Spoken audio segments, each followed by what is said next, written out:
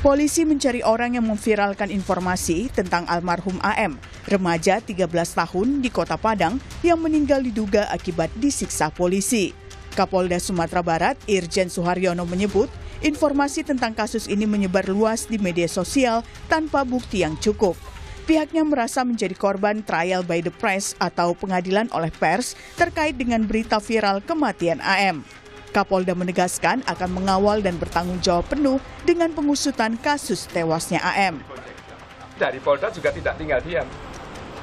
Diri Intelkam sudah jalan, Diri Krim Krimsus sudah jalan. Untuk mencari siapa yang memviralkan itu, memeriksa itu, dia akan kita ambil, kita periksa, dia harus testimoni. Apakah kamu benar melihat, kamu kok ngomong begitu? Kamu kan sudah trial by the press, sudah menyampaikan di press sebelum fakta yang sebenarnya, ada faktanya yang sebenarnya itu. Cukup bukti atau tidak? Atau kamu hanya asumsi? Atau hanya ngarang-ngarang? Ini yang dirugikan sebenarnya kan institusi Polri. Andai kata nanti ditemukan novum atau bukti baru, yang kemudian ada oknum anggota yang bertindak sesuatu yang tidak sesuai SOP, ya pasti kita juga akan menegakkan hukum anggota kami yang menyimpang dari SOP itu. Sementara itu, keluarga remaja AM melalui kuasa hukumnya mendatangi Komnas HAM di Jakarta. Mereka berharap Komnas HAM membantu mengusut kasus tewasnya AM. Kan ada indikasi kekerasan yang dilakukan oleh oknum polisi kepada korban yang sudah meninggal maupun korban lain yang menjadi kemungkinan terlapor ya, ataupun menjadi korban yang didampingi nanti oleh penasehat hukum, di mana mereka mendapatkan kekerasan dari oknum tersebut. Nah, sehingga kami melihat upaya pencegahan dengan indikasi adanya tawuran yang belum terbukti tersebut itu sudah jauh dari kewenangan kepolisian tersebut bila dilakukan dengan kekerasan. Sebelumnya pihak keluarga AM, remaja yang tewas diduga dianiaya polisi menyatakan banyak kejanggalan keterangan mengenai kematian anaknya yang disampaikan pihak kepolisian. Keluarga yakin korban meninggal dunia bukan karena melompat dari jembatan, karena ada beberapa luka lebam yang ditemukan pada tubuh korban dan keterangan beberapa orang saksi di lokasi saat korban diamankan pihak kepolisian. Saya nggak terima anak saya dibilang jatuh atau melompat, karena nggak masuk akal, ciri-ciri di badannya nggak seperti orang jatuh dari ketinggian. Kalau jatuh dari ketinggian itu minimal kaki patah atau kepala pecah kan. Ini anak saya kepalanya nggak pecah, kaki nggak patah, tangan nggak patah. Yang ada cuma lebam di sini. Nah, itu pun kalau dia jatuh posisi dari keterangan Adit kan dia dari jalur lampu merah ke arah Balai Baru sebelah kiri jembatan tuh. Artinya kalau dia melompat sebelah kiri, ditemukannya sebelah kiri kan. Ini ditemukannya di bawah jembatan, di kolong. Di tengah-tengah jembatan. Nah, mungkin anak saya jatuhnya melayang gitu ke dalam, kan mungkin. Oh. Remaja AM tewas diduga karena dianiaya polisi pada 9 Juni 2024. Saat itu, AM disebut dianiaya setelah ditangkap karena terlibat tawuran. Tim Liputan, Kompas TV.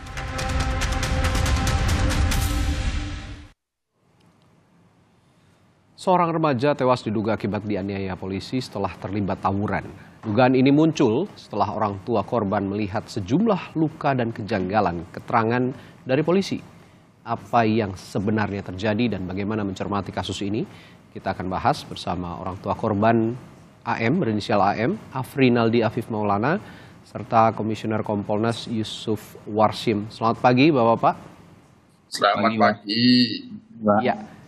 Saya juga nanti akan hadirkan, kita berusaha juga akan hadirkan Direktur LBH Padang, Indira Suryani, dan kami disclaimer dulu bahwa pagi hari ini juga berupaya untuk mengundang pihak kepolisian dari Kapolda Sumatera Barat, Irjen Pol Suharyono, namun hingga saat ini belum mendapatkan respons. Saya ke Pak Afri dulu.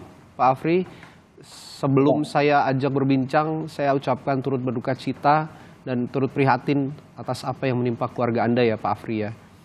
Ya, Pak Afri, apa saja yang menurut Anda janggal dari keterangan polisi terkait tewasnya anak Anda ini, Pak Afri? Ya, itu janggal menurut saya, Pak. Mengatakan anak saya jatuh. Dari kondisi badannya itu udah jelas kalau itu bukan jatuh, Pak. Itu luka penganiayaan.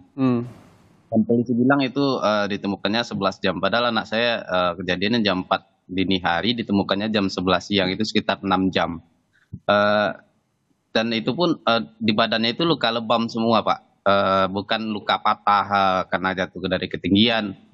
Eh, Ya. Dan itu pun di bawah itu sungainya dangkal cuman semata kaki orang dewasa dan banyak batu-batu di bawah. Kalau jatuh dari ketinggian itu patah harusnya. Karena Dan itu cukup tinggi jembatannya ya Pak ya? cukup tinggi, Pak, 30 Oke. meter lebih, Pak. Dan itu kondisi ditemukannya itu bukan seperti orang jatuh, tapi seperti diletakkan, Pak, telentang gitu posisinya, Pak. Baik. Lalu menurut keterangan beberapa pihak begitu, saksi juga ini anak Anda disaksikan berbonceng dengan temannya sendiri berinisial A ya sebelum akhirnya ditemukan tewas. Sudah dengar keterangan dari temannya ini berinisial A ini, Pak Afri, apa yang sebenarnya terjadi saat itu? Sudah, Pak. Mereka bilang sebelum kejadian itu mereka kumpul-kumpul di daerah Gaung dan mau ke arah Balai Baru. Oke. Dan pas di dekat Polsek Turanji itu mereka ditendang dari belakang, lalu terjatuh dari motor gitu, Pak. Dan terakhir si A ini bilang dia melihat anak saya itu ketika setelah dikerumuni polisi dia nggak ngeliat lagi katanya. Oke. Ini berarti menurut keterangan temannya ini bahwa temannya berinisial A ini dibawa oleh pihak polisian, sedangkan sempat melihat gitu sebelum dibawa anak Anda ini dikerumuni oleh pihak polisian dan setelah itu tidak bertemu lagi dengan anak Bapak, begitu ya kira-kira Pak ya? Ya, tapi ada juga saksi yang kami temui, mereka bilang saya ada dibawa ke Polsek katanya, Pak. Oke. Ya, saya ke Pak Yusuf Warsim dari Kompolnas. Temuan Kompolnas sejauh ini bagaimana Pak Yusuf soal kasus ini?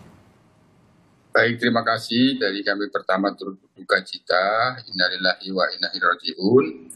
Nah, tentu kami sebagai pengawas pada saat ini ada dalam pemberitaan kami langsung memantau ke Sumatera Barat, minta itu didalami. Nah, sekarang kan sudah terang ini sebenarnya, ini korban ada meninggal, tentu apakah ini nanti bisa dijelaskan oleh orang tuanya. Ini apakah sudah divisum atau belum? Nah, jadi kan nanti ini kami Kompolnas tentu mendorong Polda Sumbar agar peristiwa ini diselidiki, dilakukan penyidikan, kemudian di penyidikan dicari apakah memang ada peristiwa pidana, apakah ini diduga penganiayaan atau lebih jauh lagi tentu ini diselidiki. Kalau memang itu sudah jelas, nantinya tentu dicari siapa terduga pelakunya. Intinya kami Kompolnas sebagai pengawas tentu mendorong agar ini diselidiki, benar-benar dipastikan penyebab korban meninggal ini apa. Nah, sementara yang ada dalam pemberitaan diduga dianiaya oleh oknum kepolisian, tentu ini semuanya dalam proses penyidikan. Berdasarkan bukti-bukti yang dikumpulkan nanti, apakah memang mengarah ke sana, tentu ini kita dorong. Nah, nanti bisa dijelaskan oleh Pak Rinal, ini sudah divisum belum? Kami sendiri pada hari ini barangkali akan memantau langsung, akan ke sana, tim Kompolnas, untuk meminta klarifikasi, penjelasan dari Polda seperti apa dulu penanganannya awal ini seperti apa. Nanti akan kami lihat, kami tentu akan menyampaikan saran dan masukan agar peristiwa ini dapat dijelaskan secara hukum. Oke, begini Pak Yusuf, Anda tadi meminta kami menanyakan ke Pak Afri begitu ya sebagai orang tua korban apakah sudah divisum dan lain sebagainya. Artinya hingga saat ini Anda belum berkomunikasi dengan orang tua korban maupun juga dengan Polda Sumatera Barat yang terkait dengan kasus ini, Pak Yusuf? Kami kan perlu konfirmasi, kan bisa saja dijawab sudah, ternyata belum, kan begitu. Makanya perlu konfirmasi dari orang tuanya. Jangan sampai informasi yang kami terima sepihak. Kami sudah berkomunikasi dengan Polda Sumatera. Jangan sampai kami sepihak, perlu konfirmasi ke orang tuanya. Itu agar kalau sudah divisum, di situ akan bisa dijelaskan ini disebabkan oleh apa dan ini akan diselidiki tentunya nantinya. Artinya untuk menghindari subjektivitas juga Anda tidak hanya mengonfirmasi pihak kepolisian, tapi juga harus berkomunikasi dengan pihak korban, kan begitu Pak Yusuf ya? Betul. Kami terbuka untuk mendapatkan penjelasan apapun, termasuk apabila ada keluhan-keluhan, Kompolnas kewenangannya kan menerima saran dan keluhan dari masyarakat. Sama-sama kita kawal, kita dorong agar ini benar-benar diselidiki secara profesional. Apa sebenarnya peristiwanya? Apakah memang benar diduga ada oknum yang menyebabkan korban ini meninggal dunia? Ini yang kita kawal. Baik, kalau begitu saya tanya juga ke Pak Afri seperti pertanyaan Pak Yusuf tadi yang ingin ditanyakan ke Pak Afri. Pak Afri, sudah divisumkah ketika almarhum anak Anda ini dinyatakan meninggal dunia begitu? Sudah ada upaya visum sejauh ini? Sudah, Pak. Itu visum kami lakukan pada hari Senin, tepat itu penemuannya hari Minggu dan kami lakukan otopsi pada hari Senin, Pak. Sampai sekarang itu hasilnya belum kami ketahui, Pak. Bahkan hari Jumat kemarin kami tanya itu pas 11 hari, terus kata Pak Kasat Polresta katanya hasilnya belum keluar katanya, Pak. Oke, dan yang saya terima juga informasinya ketika anak Anda ini dibawa ke rumah sakit begitu setelah dinyatakan meninggal dunia dan dikembalikan ke pihak keluarga, katanya tidak ada pernyataan bahwa anak Anda ini meninggal secara tidak wajar begitu ya? Iya, Pak. Gimana, Pak? Ya, jadi anak Anda ini dinyatakan meninggal normal, jadi bukan meninggal secara tidak wajar ketika keluar dari rumah sakit begitu kira-kira ya? Informasinya yang saya dapat begitu? Belum, Pak. Kebetulan belum. pas penyerahan jenazah itu kami cuma dikasih surat kematian dan itu di dalam surat itu kosong, nggak ada penyebab. Nggak ada keterangan apapun begitu kan? Artinya dianggap meninggal secara wajar begitu kan? Ya bisa jadi, Pak, karena yang dilingkari itu penyebab kematian belum diketahui, Pak. Oke, ya karena kalau memang anak Anda ini diduga penyebab kematiannya adalah dianiaya oleh pihak kepolisian, biasanya surat kematian itu disertakan bahwa anak Anda ini meninggal secara tidak wajar. Tapi itu tidak ada di dalam surat keterangan kematian begitu ya? Oh, tidak ada, Pak, cuman dilingkari belum diketahui. Oke, nah sejauh ini visum belum didapat. Lalu berarti selama ini pihak keluarga baru mendapatkan kesimpulan sendiri bahwa anak Anda ini meninggal secara tidak wajar, begitu ya? Iya, Pak, karena kami lihat dari kondisi badannya kan, Pak. Kondisi badannya ya? Iya. Oke. Setelah melihat itu, Anda baru menyimpulkan bahwa ini ada ketidakwajaran kematian anak Bapak ini, begitu ya? Iya, Pak. Iya. Oke. Dan itu pun karena ini, Pak, juga karena saksi-saksi yang kami temui yang malam itu semuanya disiksa oleh anggota polisi, Pak. Oke. Sejauh ini sudah ada upaya untuk menggandeng Komnas HAM, Pak Afri? Iya, sudah, Pak. Kami langsung ini ke LBH, Pak. Ke Komnas HAM sudah, Pak. Sudah. Oke. Nah, pada saat ke LBH apa saja yang dikonsultasikan dengan LBH, Pak Afri? Saat ke LBH kami langsung meminta bantuan, Pak, karena kami curiga ini kematian anak saya ini tidak wajar awalnya, Pak. Makanya kami langsung ke LBH meminta bantuan hukum, Pak. Baik, ini yang sudah ditempuh upayanya dan juga sudah menghubungi Komnas HAM ya untuk. Ya, dan kami akan rencana untuk meminta keterangan hasil otopsinya, Pak. Otopsi ya, dan juga hasil visum yang kabarnya juga belum ada ya? Belum ada, Pak. Oke. Biasanya bisa cepat dikeluarkan sebenarnya hasil visum. Ini sudah berapa hari berjalan, Pak, visum ini? Ini sudah 16, 17. Sudah 2 minggu lebih, 17 hari. 2 minggu ya, yang Bapak belum terima ya hasil visum dan juga otopsi. 17 hari sekarang, Pak. Oke, normalnya Pak Yusuf, kalau hasil visum, hasil otopsi yang biasa dilakukan pihak kepolisian, apakah selama ini dalam kasus yang sudah di mana korbannya ini sudah meninggal dunia atau memang wajar untuk menelusuri akibat kematian seorang korban seperti ini, Pak Yusuf? Ya, inilah bagian dari hal-hal yang perlu kami mendapatkan klarifikasi. Sejak kapan ditemukan korban, siapa yang pertama sekali menemukan, apa laporannya ke polisi, sehingga mencuat informasi ada dugaan disebabkan oleh oknum. Nah, ini yang harus kita klarifikasi, termasuk kan tadi saya masih minta konfirmasi, jangan sepihak informasi yang kami peroleh, sehingga tadi sudah clear bahwa benar sudah dilakukan visum dan belum diketahui hasilnya. Tentu ini bagian dari hal-hal yang kami mintakan klarifikasi, jangan sampai sudah ada hasilnya tapi belum disampaikan atau diberitahukan ke pihak keluarga korban. Ini yang harus kita klarifikasi. Ya, Kompolnas juga bisa ikut mendorong tentunya kan Pak Yusuf untuk segera memberikan informasi soal hasil visum dan otopsi ini. Betul. Ini kan ada yang pasti ini keluarga korban menduga bahwa penyebab kematian korban, anaknya, keluarganya ini dalam kematian yang tidak wajar. Maka tentu ini perlu diselidiki. Nah, sudah ada hasil visumnya, itu tentu perlu disampaikan kepada korban agar lebih jelas itu apa sebabnya. Tapi tentu ini apabila dilakukan penyelidikan, tentu visum itu bagian dari proses penyelidikan. Nah, yang pasti karena ini sudah mendapatkan penjelasan dari orang tua, ini sudah berjalan 2 minggu, maka kami hari ini tim Kompolnas akan ke Sumatera Barat untuk pertama meminta klarifikasi dan mendorong agar apabila sudah dilakukan penyelidikannya, maka pihak keluarga korban tentu bisa proaktif diberikan informasi-informasi sebagai bagian dari wujud transparansi di dalam penyelidikan penanganan meninggalnya korban.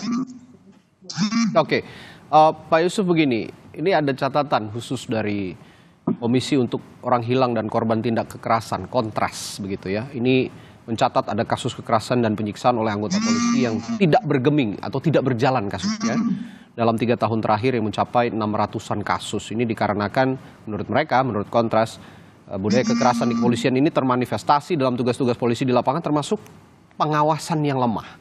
Ini ada poin pengawasan yang lemah, di mana ini adalah ranah Kompolnas juga untuk mengawasi kinerja kepolisian. Bagaimana respon Anda soal ini?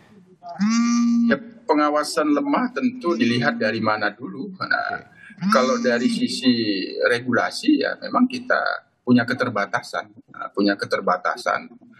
untuk bisa mengawasi secara lebih tajam. Misalnya pengawasan kita kan paling sesuai dengan ketentuan peraturan perundang-undangan. Kita mendorong agar penanganan kasus-kasus itu dilakukan secara profesional, misal dengan adanya penerimaan saran dan keluhan masyarakat. Nah, ketika kasus mendapat perhatian publik, kita kan sudah mengerti bagaimana publik menyorot itu, maka kita memantau langsung. Yang perlu dipastikan di dalam pemantauan kami, apakah penanganannya ini sesuai dengan SOP dan prosedur atau tidak. Kalau ada dugaan kekerasan di dalam penanganannya itu sudah sesuai dengan prosedur, itu bagian dari hal-hal yang kita awasi. Hanya Kompolnas tidak bisa berlaku sebagai penyidik karena tidak punya kewenangan untuk menyidik. Nah, yang punya berwenang tetap penyidik. Kami meminta klarifikasi penanganannya kepada penyidik. Nah, makanya informasi yang kami dapatkan sudah divisum, maka perlu saya mintakan konfirmasi dari orang tua. Jangan-jangan belum, ternyata sudah. Nah, sekarang saya mendapatkan informasi orang tua belum mendapatkan hasil visumnya. Itu apabila bisa ini benar, gitu ya sudah 2 minggu. Nah, ini kita harus dorong agar pihak kepolisian proaktif memberikan perkembangan penanganannya kepada keluarga. Itu bagian dari, sekali lagi, wujud transparansi. Bicara soal pengawasan juga nih Pak Yusuf, saya juga dengar dari Kompolnas ada wacana begitu ya, salah satu bentuk pengawasan yang paling mungkin dilakukan adalah pemasangan kamera pada seluruh anggota polisi yang bertugas di lapangan atau body camera ya. Nah, hal ini sudah diwacanakan lama sebenarnya oleh Kompolnas, saya sempat dengar itu. Bagaimana teknisnya nanti dan bagaimana ini bisa terwujud dan kapan bisa terwujud, saya akan tanyakan ke Pak Yusuf. Tahan dulu jawabannya, kita akan jeda dulu Pak Yusuf, akan dijawab sesaat lagi oleh Kompolnas di Sapa Indonesia Pagi. Ya, bicara tindak pengawasan kepada pihak kepolisian agar tidak sewenang-wenang dalam menangani suatu perkara begitu ya, menghindari tindak kekerasan. Ini ada wacana juga dari Kompolnas, bentuk pengawasannya adalah memberikan pemasangan kamera, body camera pada seluruh petugas yang bertugas begitu ada di lapangan, dan hal ini juga sudah lama sebenarnya diwacanakan oleh Kompolnas. Masih on the track wacana itu atau rencana itu, Pak Yusuf, dan bagaimana teknisnya nanti dan kapan bisa terwujud kira-kira? Ya, jadi begini, saya ingin memberikan penjelasan dulu terkait dengan meninggalnya almarhum Ananda Apip ini. Tentu ada pemberitaan itu diduga disebabkan oleh oknum. Tentu ini harus direspon oleh Polda, diselidiki apapun hasilnya, apakah benar atau tidak, tentu ini yang kita dorong. Sehingga kami belum bisa berkesimpulan sebagaimana yang diduga itu. Yang pasti ini ada korban, perlu diselidiki apa yang menyebabkan itu meninggal. Kalau memang ini ada pidana, maka dicari siapa pelakunya. Apakah benar yang sementara yang diduga itu oleh oknum? Nah, ini yang harus kita dorong agar ini bisa diselidiki. Nah, terkait dengan pengawasan kami memang sudah pernah mengusulkan untuk body cam. Body cam itu sebagian sudah bertahap, sudah dilaksanakan. Nah, khususnya yang ada di lapangan, misalnya terkait dengan penanganan unjuk rasa. Nah, itu sudah ada beberapa Polda yang sudah menerapkan body cam. Nah, kami sendiri terus tentu mendorong, ini adalah bagian dari bentuk pengawasan melekat pada diri personil yang ditugaskan. Itu sudah berapa persen, Pak, dari Polda seluruh Indonesia ini sudah berapa persen yang sudah dilaksanakan? Intinya ini prosesnya kan bertahap, ya, bertahap terkait dengan kemampuan di masing-masing Polda.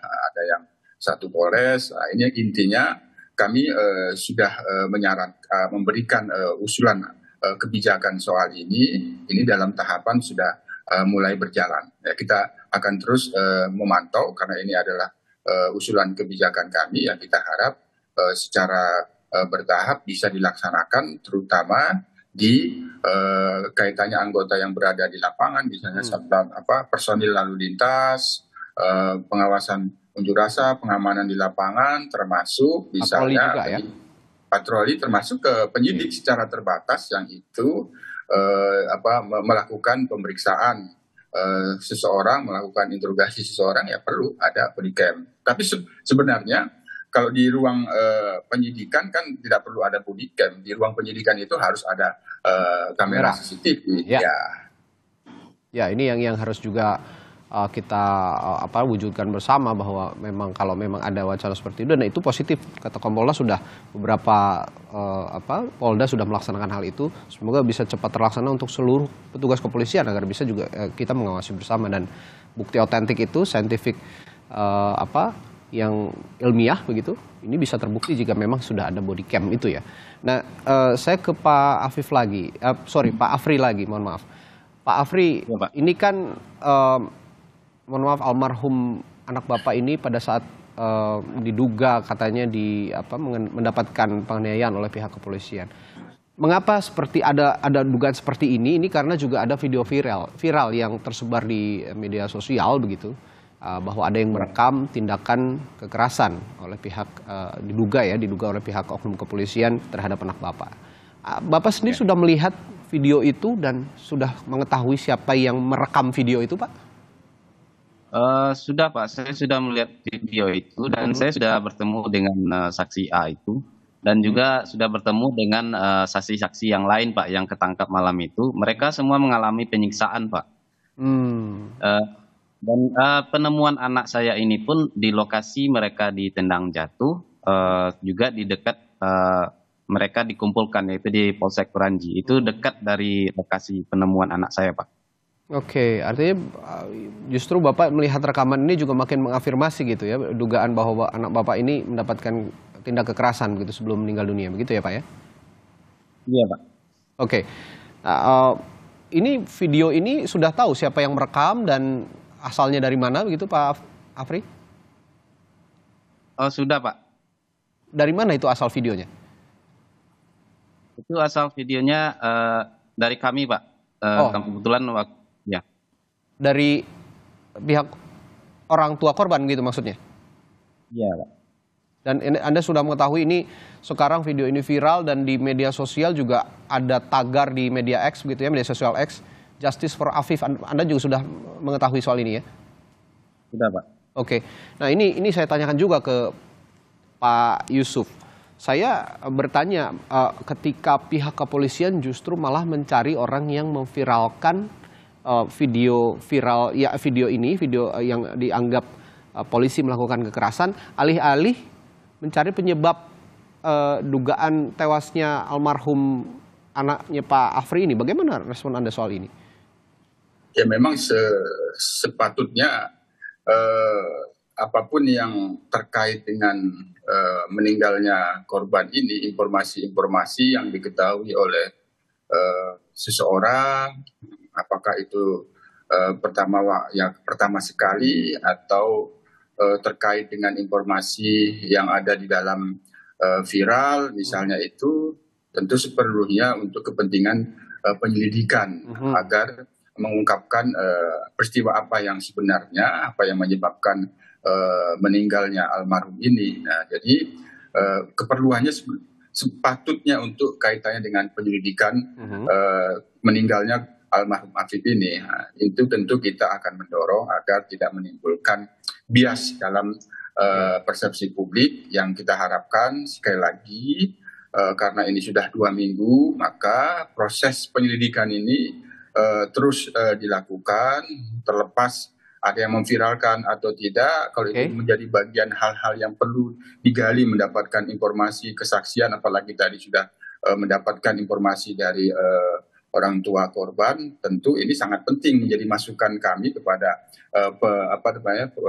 kepolisian bahwa saksi-saksi ini apakah sudah dilakukan pendalaman, dimintai keterangan, tidak fokus kepada, sekali lagi tidak fokus kepada sesuatu yang viral. Nah, kalau memang itu ada informasi yang perlu digali, ya tidak apa-apa menjadi bagian dari proses permintaan keterangan untuk penyelidikan, bukan terkait dengan sesuatu di luar penyelidikan kasus ini. Ini satu hal positif karena yang justru ditekankan pihak kepolisian ini sepertinya kalau saya membacanya ini siapa yang memviralkan dan akan ditindak secara hukum karena sudah menyebarkan berita bohong. Alih-alih begitu sepertinya harusnya barang bukti video viral itulah dijadikan bahan untuk melakukan penyidikan dan penyelidikan lanjutan begitu ya Pak Yusuf ya? Ya, itu bisa menjadi masukan informasi yang perlu didalami apakah di situ ada petunjuk, karena petunjuk sendiri kan merupakan alat bukti. Itu yang perlu didalami. Jadi seperlunya tidak terkait dengan persoalan viralisasi itu, tapi apakah ada informasi yang bisa dijadikan petunjuk, itu yang kita dorong. Ya, saya coba juga untuk menghubungi Direktur Lembaga Bantuan Hukum Padang, Indira Suryani. Selamat pagi, Bu Indira. Pagi, Mas. Baik. Ya, Bu Indira, ini kita sudah memperbincangkan sejak awal tadi apa saja temuan dari pihak keluarga korban, lalu juga Kompolnas. Nah, kalau dari LBH temuannya apa saja soal ini, soal kejanggalan kasus yang menimpa anaknya Pak Afri ini? Jadi memang pertama ya, kenapa LBH Padang sangat yakin ada penyiksaan itu saat kejadian. Satu, memang lebam di tubuh korban dan kami temukan korban-korban lainnya juga mendapatkan kekerasan dan penyiksaan begitu. Kan kami juga menemui mereka langsung lalu mengidentifikasi, memfoto, mendokumentasikan begitu. Ketika Polda Sumbar mengatakan mereka yakin bahwa tidak ada prosedur yang dilanggar saat itu, kami merilis foto-foto yang kami miliki begitu. Dan nanti kami sekitar jam 11 akan ke Propam Polda Sumbar untuk melaporkan hasil temuan kami ini, agar kemudian kami ingin meyakinkan kepolisian memang saat itu terjadi penyiksaan begitu, karena memang dari hasil foto, identifikasi kami, keterangan saksi-saksi anak seperti itu. Dan kemudian kemarin kami juga berupaya ya datang ke lokasi TKP di bawah jembatan Kuranji. Saya pergi dengan tim ke sana dan berbicara dengan beberapa warga yang ada di bawah jembatan yang melakukan proses rekonstruksi begitu ya, proses perbaikan alur air. Jadi saat itu dari keterangannya dia katakan saat kejadian air itu sangat dangkal sekitar selutut begitu ya. Saya juga sempat menanyakan di mana pastinya mayat Afif Maulana ditemukan. Dia menunjukkan dan kemudian warga mengatakan saat itu air dangkal dan sekarang air ini dalam karena sudah kami keruk dengan eskavator ini begitu, karena dalam proses pengerjaan. Nah, dalam situasi itu yang kami lihat bahwa kalau memang ada terjadi lompatan mungkin lebih fatal lagi akibatnya begitu. Dan kami juga memperhatikan konferensi pers dari Polda Sumbar yang mengatakan bahwa lebam-lebam di tubuh korban ini kuat indikasi adalah lebam mayat gitu. Kami saat ini sudah berkontak gitu ya, mencari dokter-dokter forensik yang kami kenal untuk menanyakan soal lebam mayat, dan dari hasil itu kami temukan bahwa lebam mayat itu bukan muncul 7-8 jam begitu. Jadi ada informasi yang kami terima dari dokter forensik lebih dari itu begitu ya. Dan kemudian kami juga akan mengambil hasil otopsi ya, meminta salin otopsi karena kami berpikir bahwa jika memang kami masih meragukan hasil otopsi ini, kami tentu akan mencari second opinion atas kasus ini begitu, mencari dokter forensik lainnya. Itu yang akan kami lakukan ke depannya, Bang. Baik, otopsi juga belum ada hasilnya dari pihak kepolisian. Tadi juga Pak Afri bilang hasil visum juga belum didapatkan begitu ya, Bu Indira ya? Iya, ini agak lama ya, karena waktu itu keluarga mengatakan sekitar ini ya, visumnya itu kan sebelum dikuburkan begitu, dan ini cukup lama hasilnya, dan kami mendesak juga segera mengeluarkan hasil visum dan otopsi, dan tentu saja keluarga dan kuasa hukum ingin mendapatkan hasil otopsi itu. Oke, dari sejumlah fakta yang sudah Anda utarakan tadi, ada sejumlah kejanggalan, tapi di sisi lain polisi menyebut tidak ada nama AM atau anak dari Pak Afri ini ya, yang diduga menjadi korban di daftar remaja yang ditanggap karena diduga hendak melakukan tawuran. Artinya AM tidak pernah dibawa ke kantor polisi. Bagaimana Anda bisa mematahkan argumentasi polisi ini, Bu Indira? Jadi ada beberapa titik yang perlu dicurigai. Pertama di jembatan, lalu di depan Mapolsek Kuranji, Kapolsek Kuranji, dan di Kapolsek Kuranji, lalu mereka dibawa ke Polda Sumbar. Jadi ada keterangan, mungkin itu sudah digelar juga di beberapa media.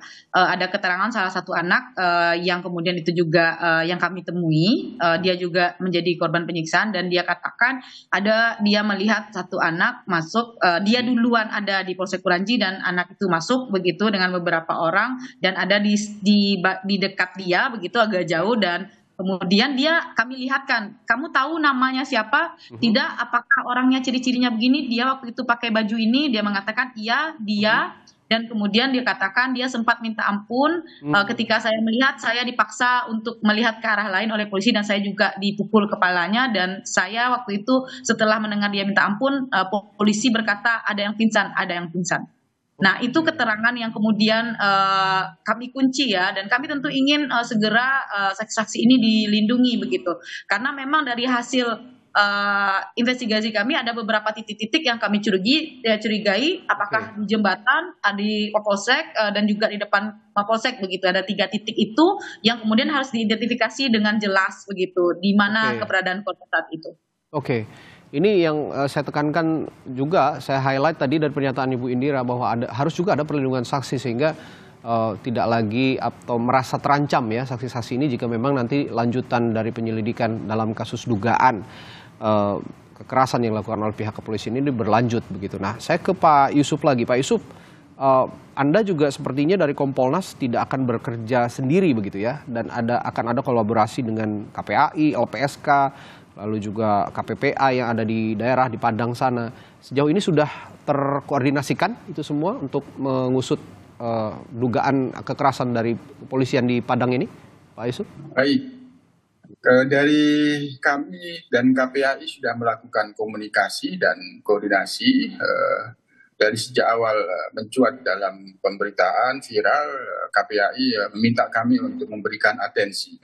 Itu sudah kami lakukan dengan KPU, jadi sama-sama kita kawal, apalagi kalau memang ada pengaduan ke Komnas HAM, tentu karena Kompolnas punya MOU dengan Komnas HAM, pasti kami akan bersinergi dengan Komnas HAM mengawal kasus ini. Apalagi tadi dijelaskan oleh pihak Ibu Indira kaitannya dengan penanganan tawuran, apabila memang itu ada diduga melanggar SOP, tentu pihak Polda Jabar tidak akan sungkan-sungkan akan memberikan penegasan kepada yang melanggar SOP di dalam apabila ada penanganan tawuran yang itu diduga ada kekerasan, pasti kami pastikan itu akan diberikan sanksi nantinya. Hanya sekali lagi karena ini sudah ada korban almarhum Api, tentu kita harus mendorong ini diselidiki secara profesional. Apakah memang benar ini disebabkan oleh adanya ulah oknum? Tentu hasil penyelidikan inilah yang sama-sama kita kawal, kita dorong, apalagi sudah ada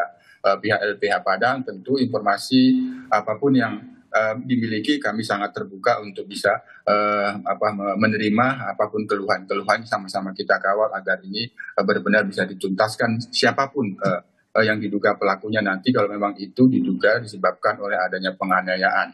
Oke, baik. Pak Afri, tadi juga sempat disinggung soal perlindungan saksi dan korban.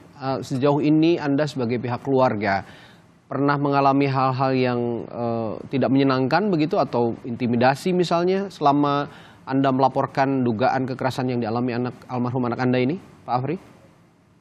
Kalau saya pribadi nggak ada, Pak. Cuman paman anak saya itu mendapat perlakuan ketidaknyamanan, Pak. Bentuknya seperti apa ketidaknyamanannya? Seperti selalu ada orang yang berdiri di depan rumahnya pakai motor, melihat rumahnya itu sering, Pak. Di dini hari, malam hari, tengah malam, siang juga sudah ada kata-kata menakut-nakuti paman anak saya juga. Gitu, Pak. Pokoknya yang mengalami itu paman anak saya yang kebanyakan, Pak. Oke. Tapi dari pihak keluarga inti sejauh ini belum ada pengalaman seperti itu ya. Tapi ada paman dari anak Bapak ya. Artinya adik atau kakak dari Pak Afri ya? Kakak dari istri. Oh, kakak dari istri Pak Afri yang saat ini mengalami dugaan intimidasi begitu dari pihak-pihak tertentu. Tapi ini juga semoga didengar juga oleh pihak kepolisian bahwa ada intimidasi, ada yang mengawasi begitu ya kira-kira ya dalam beberapa hari kebelakang ini setelah ada laporan begitu dugaan kekerasan yang dialami anak Bapak. Artinya sampai saat ini pihak keluarga merasa memerlukan ya adanya perlindungan dari Lembaga Perlindungan Saksi dan Korban, Pak Afri. Iya, Pak. Iya. Ya, merasa perlu ya untuk ada perlindungan dari LPSK. Sudah berkomunikasi dengan LPSK, Pak Afri? Belum, Pak. Baru dengan LBH, Pak. Kami komunikasi minta perlindungan. Oke. Kalau gitu saya ke Bu Indira lagi. Perlukah segera akan ada koordinasi dengan LPSK untuk melindungi saksi dan korban ini, Bu Indira? Iya, hari ini anggota LBH Padang yang ada di Jakarta, mereka akan datang ke LPSK pada siang hari ini meminta perlindungan. Dan kami ingin ini disegerakan begitu agar kemudian perlindungan saksi-saksi lebih terproteksi, apalagi ini anak. Dan kemudian jujur saja, Bang, sebenarnya sebelum saksi A itu datang ke Polres, dia sudah bertemu dengan kami dan kami sempat mencatatkan keterangan dan ada beberapa keterangannya yang berbeda dari yang dia berikan ke kami dan keluarga dan yang diberikan ke kepolisian. Keterangan apa itu, Bu Indira? Jadi waktu itu saksi ini mengatakan bahwa dia kemudian memang ada komunikasi soal akan lari atau melompat itu dan kemudian kami menanyakan apakah kamu melihat dia lompat dan kemudian dia mengatakan tidak dan kemudian dia katakan dia dibekuk dan dia melihat dikerumunin gitu. Terakhir kali dia melihat AM ini dikerumunin begitu. Dan waktu itu karena dia anak, tentu saja kami tidak bisa meminta kuasa langsung kepada dia. Tentu kami izin kepada keluarganya yang memberikan kuasa kepada kami. Lalu kontak kami keputus dengan mengatakan dia punya semacam om lah di Polda atau apa begitu. Nah ini situasinya dan kami hilang kontak sampai saat ini tidak bisa kami temui. Oke, ini perbedaan keterangan ini juga diduga mungkin saja ada intimidasi di tengahnya sehingga ada perbedaan keterangan itu begitu ya Bu Indira ya? Ya, karena kita harus ingat kasus AM ini bermula viral ketika saksi A ini diwawancarai oleh keluarga dan kemudian di-up langsung di media sosial. Sehingga kemudian datanglah banyak pemberitaan itu dan kami turun karena kasus ini viral di media begitu. Dan keluarga juga datang ke kami dan kami ditemankan oleh keluarga untuk bertemu dengan saksi-saksi lainnya, anak-anak lainnya yang juga mendapatkan tindakan penyiksaan begitu. Jadi proaktif keluarga untuk mencari saksi-saksi dan kemudian mendokumentasikannya itu sangat luar biasa sebenarnya. Dan ini yang harus kemudian kita kawal bersama untuk keadilan bagi Afif Maulana dan kawan-kawannya. Baik, ini juga sudah cukup viral juga, ada tagar Justice for Afif begitu di berbagai jejaring media sosial. Semoga ini bisa juga didengar oleh pihak-pihak yang berkepentingan untuk mengungkap apakah betul ada dugaan kekerasan dialami oleh Afif, Ananda Afif atau tidak. Terakhir saya ke Pak Yusuf dan juga nanti ke Pak Afri ya. Pak Yusuf, ada pesan yang ingin Anda sampaikan sebelum saya tutup perbincangan kita pagi hari ini? Ya, sekali lagi kami hari ini akan memantau langsung di Polda Sumbar, tim akan ke sana, meminta pertama klarifikasi dulu, nanti kita akan mendengarkan apa yang sudah dilakukan pihak kepolisian di dalam penanganan ada korban almarhum Afif ini yang meninggal dunia. Kira visumnya bagaimana, nanti kita akan mendapatkan penjelasan dan kami akan mendorong apapun perkembangan terkait dengan penanganan yang sudah dilakukan tentu dari pihak keluarga perlu diberikan informasi sebagai wujud transparansi. Nah, terkait dengan yang terakhir disampaikan oleh Ibu Indira tadi, terkait dengan saksi tadi itu perlu kita dorong nanti agar dimintain keterangannya, dan itu sekali lagi dilakukan secara profesional, transparan, dan akuntabel, sehingga terhindar dari dugaan-dugaan apapun yang itu kaitannya dengan ancaman ataupun intimidasi. Baik, Pak Afri, terakhir, apa pesan Anda untuk publik dan juga mungkin pihak kepolisian sebelum saya tutup perbincangan kita pagi hari ini? Silakan Pak Afri. Pesan saya, semoga Pak Kapolda benar-benar mengusut kasus ini dengan benar gitu dan secara terbuka, terang-terangan. Jangan ada yang ditutup-tutupi. Ya. Oke, baik. Indonesia, saudara, telah meratifikasi Konvensi Anti Penyiksaan ke dalam Undang-Undang Anti Penyiksaan, sehingga praktek penyiksaan harus dihapuskan atau zero tolerance against torture. Jadi tidak dibenarkan dalam hal apapun, meskipun itu aparat kepolisian ataupun penegak hukum, untuk melakukan kekerasan terhadap pelaku ataupun korban dalam melakukan penyidikan dan penyelidikan. Terima kasih yang sudah bergabung pagi hari ini. Narasumber saya ada anggota Kompolnas atau Komisioner Kompolnas Yusuf Warsim.